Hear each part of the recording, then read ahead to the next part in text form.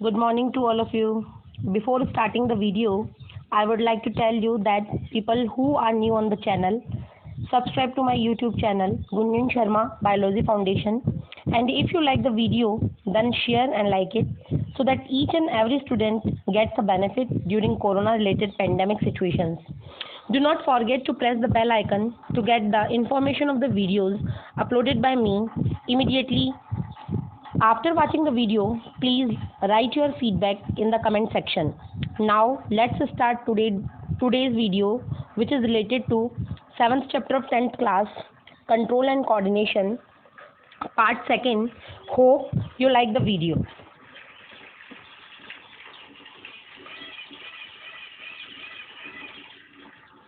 तो जो आज का टॉपिक है, इस टॉपिक के पहले हमने जो भी मतलब कंट्रोल और कोऑर्डिनेशन के बारे में अर्ली जो हमने बात की थी वो कर ली थी, और उसके बाद में जो नेक्स्ट हम टॉपिक स्टार्ट कर रहे हैं वो कर रहे हैं नर्वस एक्शंस के साथ में, कि नर्वस एक्शंस कितने टाइप के होते हैं। तो मेजर फॉर्म में अगर हम नर्वस एक्शंस को डिवाइड करें तो नर्वस एक्शंस 2 टाइप के होते हैं। कुछ एक्शंस ऐसे होते हैं जिनके ऊपर ब्रेन डायरेक्टली कमांड करता है, और कुछ ऐसे एक्शंस होते हैं जिनके ऊपर ब्रेन का कोई डायरेक्टली कमांड नहीं होता। तो जिनके ऊपर डायरेक्टली कमांड होता है उनको हम कहते हैं वॉलंटरी एक्शंस, और जिनके ऊपर कमांड नहीं होता उनको हम कहते हैं इनवॉलंटरी एक्शंस। तो सबसे पहले तो आपको ये कंसेप्ट क्लियर करना है कि नर्वस जो एक्शंस हैं वो कितने टाइप के हैं। तो वो जो टाइप हैं वो हैं 2 टाइप हैं। पहला है वॉलंटरी एक्शन और दूसरा है इनवॉलंटरी एक्शन। अब टेबुलर फॉर्म में हम इसके डिफरेंसेस को देखेंगे। तो पहले हम फीचर का एक कॉलम बनाते हैं, उसके बाद में हम वॉलंटरी एक्शन का एक कॉलम लेते हैं, और तीसरी बार हम लेते हैं इनवॉलंटरी एक्शन का कॉलम। तो जब हमने फीचर की बात की तो पहला फीचर है वो है नेचर का। तो वॉलंटरी एक्शंस जो होती हैं वो कॉन्शियस थॉट का मतलब है कि एक तो हम जो साइकोलॉजिकल बेस पे देखते हैं तो एक तो होता है कॉन्शियस यानी चेतन अवस्था, जिसमें हमारा बिल्कुल मन और दिमाग वो है जो चालू अवस्था में है, चालू कंडीशन में है, हम सोच रहे हैं उसके बारे में। तो एक तो होती है चेतन अवस्था, दूसरा यानी कॉन्शियस, एक होता है सब कॉन्शियस यानी जिसमें हम सोच भी रहे हैं और नहीं भी सोच रहे हैं, और एक होता है अनकॉन्शियस जिसमें हमारा कुछ भी दिमाग का कोई कंट्रोल नहीं होता। तो यहाँ पर एक वर्ड दे रखा है कि कॉन्शियस थॉट, जिसमें हमारा मन और दिमाग बिल्कुल चेतन अवस्था में है, वो जो कंडीशन है वो कहलाएगी वॉलंटरी एक्शन, यानी हम इसको सोच कर क्या कर सकते हैं, कंट्रोल कर सकते हैं। मेक डिसीजन अबाउट एक्शन, और जो भी कोई एक्शन करना है, सपोज दैट आपको पेंसिल रखी हुई है ड्रॉअर में और आपको उस पेंसिल को ड्रॉअर से निकालना है, तो आप उसके लिए क्या कर सकते हो, डिसीजन मेकिंग कर सकते हो कि मुझे निकालना है या नहीं निकालना। तो ये जो डिसीजन है वो आपके कॉन्शियस विल पे डिपेंड है, since this action is known as the voluntary action. Next, free will, आपकी जो मतलब एक इच्छा होगी वो स्वतंत्र इच्छा होगी, आप उसके बारे में डिसीजन मेकिंग एक इंडिपेंडेंट मैनर में कर सकते हैं कि आपको वो एक्शन करना है या नहीं करना। And consciously control skeletal muscle, और मतलब जो इस एक्शन को कंट्रोल करने का काम करती हैं वो करती हैं स्केलेटल मसल्स। आपको पता है मसल्स आर द 3 टाइप्स, जो मैंने इसी चैप्टर में आपको बताया था। पहली टाइप की मसल्स होती हैं स्केलेटल, दूसरी टाइप की होती हैं स्मूथ, और तीसरी टाइप की होती है कार्डियक मसल्स। तो यहाँ पर जो आपके वॉलंटरी एक्शंस हैं इनको डायरेक्टली कौन कंट्रोल और कमांड, और एक तरीके से हम ये कह सकते हैं कि कौन इनको रेगुलेट करेगा, तो वो रेगुलेट करने वाली मसल्स होंगी स्केलेटल मसल्स। वाइस वर्सा अगर हम इनवॉलंटरी एक्शंस में देखें इसका कॉलम, तो इसमें क्या है कि डज नॉट इन्वॉल्व थॉट्स, इसमें कोई थॉट्स का इन्वॉल्वमेंट नहीं होगा। हम किसी भी एक्शन को सोच समझकर या कॉन्शियस विल के थ्रू इसको नहीं कर सकते। Not under the control of the will, हमारी इच्छा के अंडर इसके कोई भी एक्शन नहीं होंगे, जो एक्शन होंगे वो अपने आप हमारे स्पॉन्टेनियस प्रोसेस में होंगे। कांट कंट्रोल द एक्टिविटीज़, और हम सोच समझकर अपनी एक्टिविटीज़ को कंट्रोल नहीं कर सकते, तो वो एक्शंस क्या कहलाती हैं, इनवॉलंटरी एक्शंस कहलाती हैं। नेक्स्ट जो सेकंड फीचर है वो एग्जांपल्स का है, कि वॉलंटरी एक्शन के क्या एग्जांपल्स हो सकते हैं और इनवॉलंटरी एक्शंस के क्या एग्जांपल्स हो सकते हैं। तो सबसे पहले हम वॉलंटरी एक्शन में देखते हैं। Suppose that if we want to ask a question we raise our hand. Suppose that आप क्लास में बैठे हैं, क्लासरूम में हैं, और आपका कोई भी जो रेस्पेक्टिव टीचर है, कंसर्न सब्जेक्ट टीचर है, उसने आपके लिए क्वेश्चन पुटअप किया, तो आपके आंसर जो पुट करने की जो बारी है वो आपके कॉन्शियस विल पर डिपेंड करती है कि आप उसका आंसर देना चाहते हैं या नहीं देना चाहते, आप हाथ खड़ा करना चाहते हैं या नहीं चाहते। तो ये जो एक्शन होगा ये वॉलंटरी एक्शन में काउंट किया जाएगा। वाइस वर्सा इनवॉलंटरी एक्शन में involving skeletal muscle, example knee jerk, smooth muscle, example peristalsis, cardiac muscle, example pumping of heart. ये 3 टाइप की मसल्स जो हैं, ये तीनों टाइप की मसल्स आपके इनवॉलंटरी एक्शन को डिफरेंट प्लेसेस पे डिफरेंट तरीके से कंट्रोल करती हैं। जैसे कि स्केलेटल मसल्स हैं तो नी जर्क मतलब जैसे कि आपके घुटने के ऊपर कोई चोट लग जाए और चोट के समय आप अपने घुटने को पीछे करें, तो वो जो मूवमेंट होगा वो इनवॉलंटरी मूवमेंट है। आप लगते ही, कोई भी चोट लगते ही अपने आप उस घुटने को पीछे करोगे उसमें आपका विल का कोई भी कंट्रीब्यूशन नहीं है। नेक्स्ट स्मूथ मसल्स हैं। अगर आपने फूड लिया है, उसको इंजेस्ट किया है, तो वो food by the help of the peristalsis movement mouth to esophagus, esophagus to stomach and stomach to intestine जाएगा ही। हम सोचकर उसके मूवमेंट को कंट्रोल और कोऑर्डिनेट नहीं कर सकते।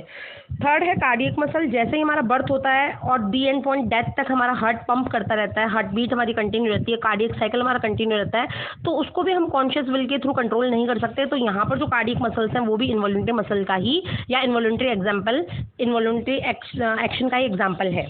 नेक्स्ट जो थर्ड फीचर है वो है रोल। तो वॉलंटरी जो एक्शंस है उसमें क्या होगा, respond with the benefit to experiences. जितने भी हमारे एक्सपीरियंस होते हैं उनके लिए जो हम रेस्पॉन्स करते हैं वहाँ पर ये अपना रोल प्ले करती हैं।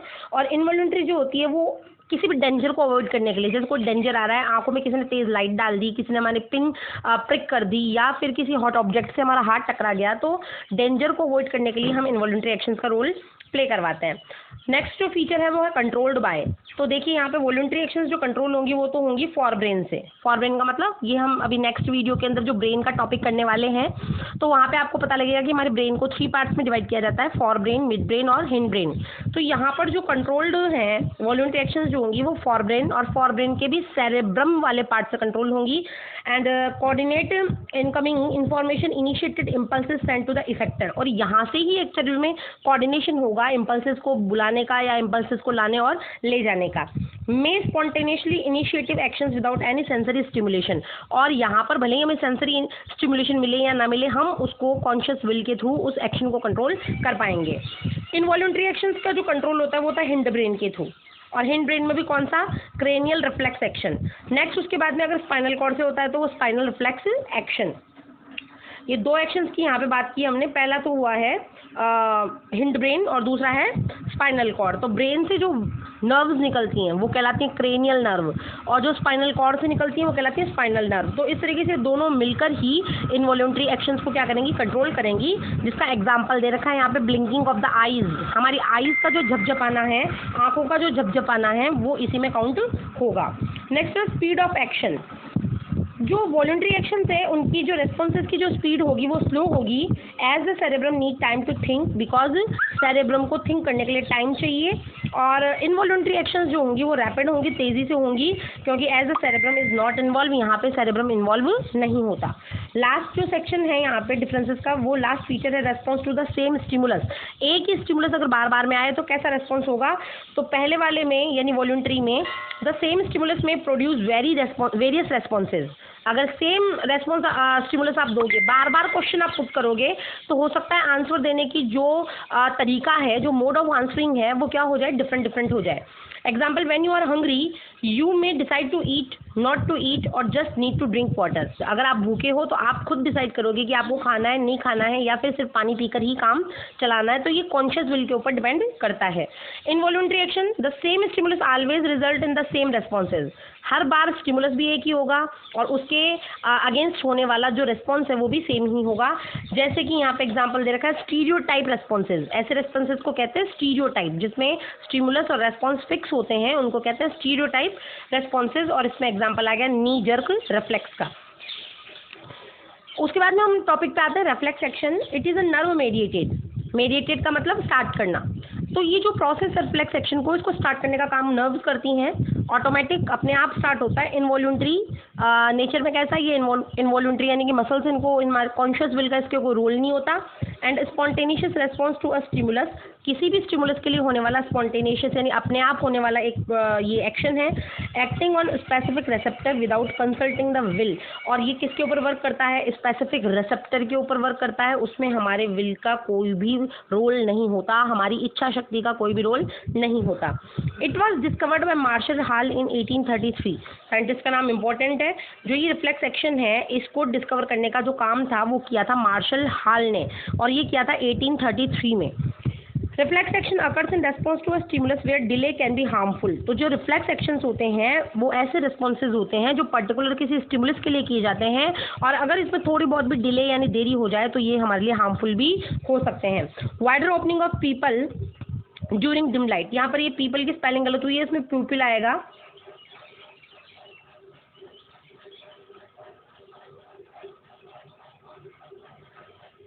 तो इस तरीके से ये थोड़ा सा मिस इसमें वो ये स्पेलिंग वो आप देख लीजिएगा।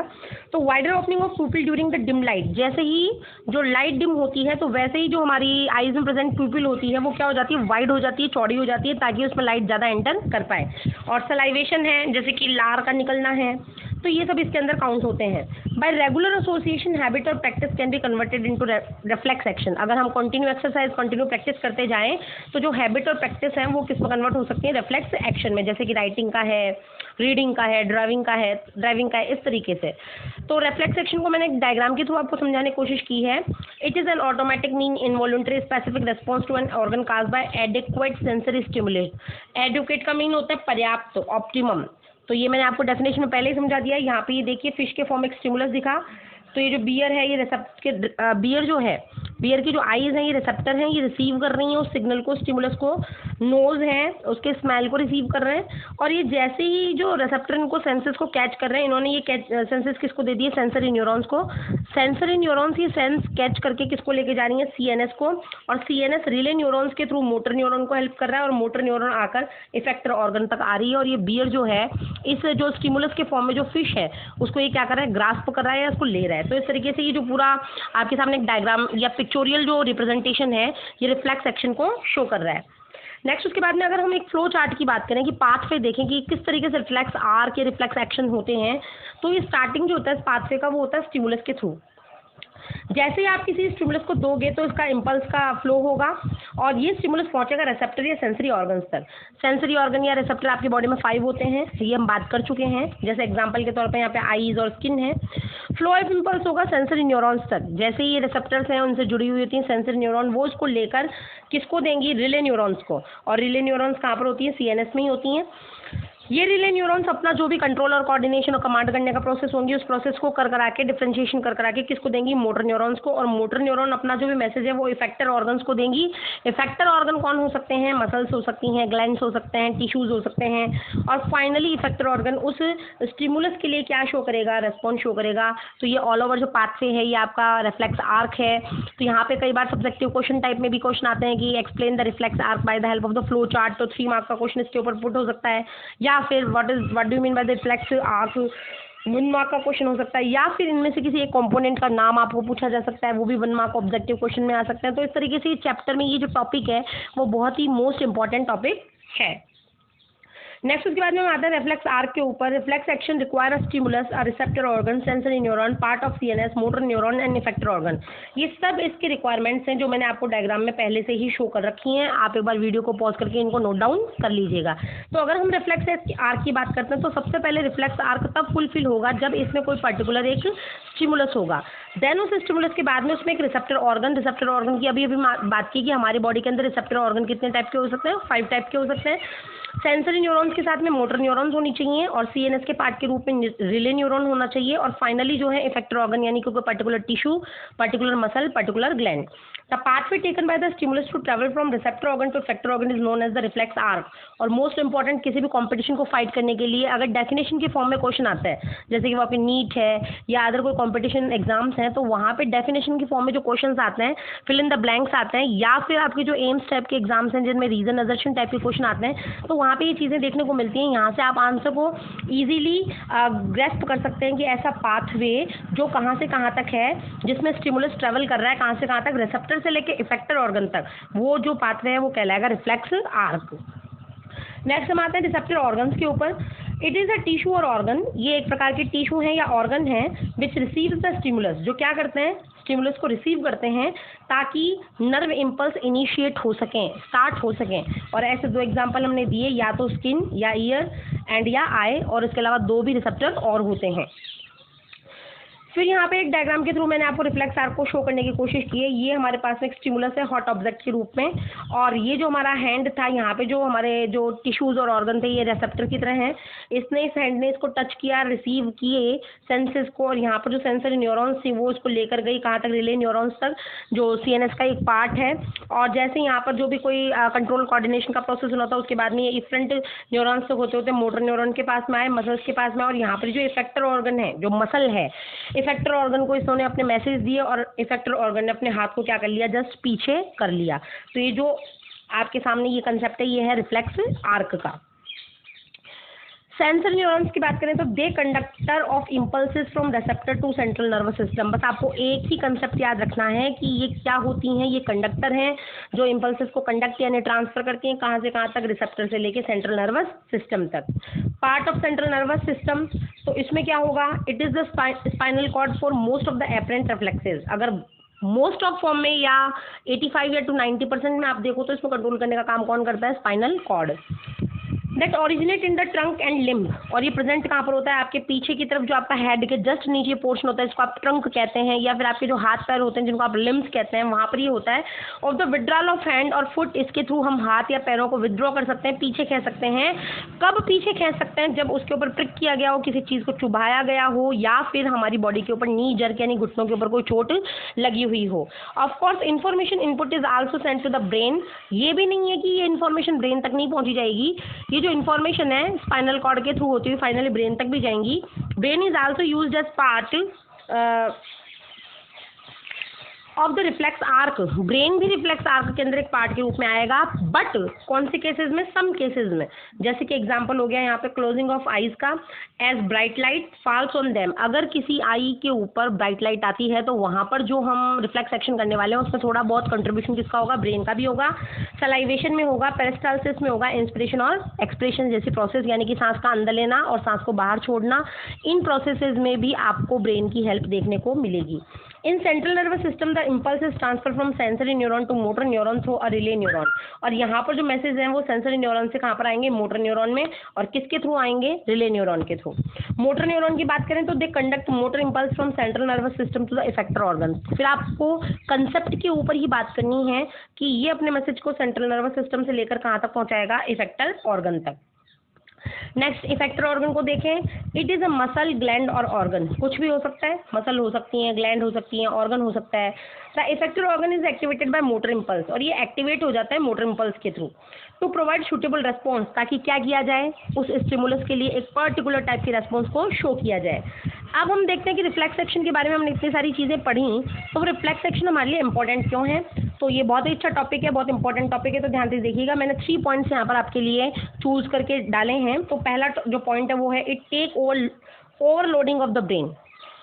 अगर रिफ्लेक्स एक्शन जैसी कोई प्रोसेस नहीं होती, स्पाइनल कॉर्ड जैसा कोई भी कंट्रीब्यूशन करने वाला ऑर्गन नहीं होता, तो सारा का सारा जो बॉडी का कंट्रोल और कोऑर्डिनेशन का जो बर्डन था, वो लोडिंग जो थी वो किसके ऊपर होती, ब्रेन के ऊपर। तो एक्चुअल में एक तरीके से देखा जाए तो ब्रेन की ओवरलोडिंग को रिड्यूस करने का काम कौन करता है, रिफ्लेक्स एक्शन।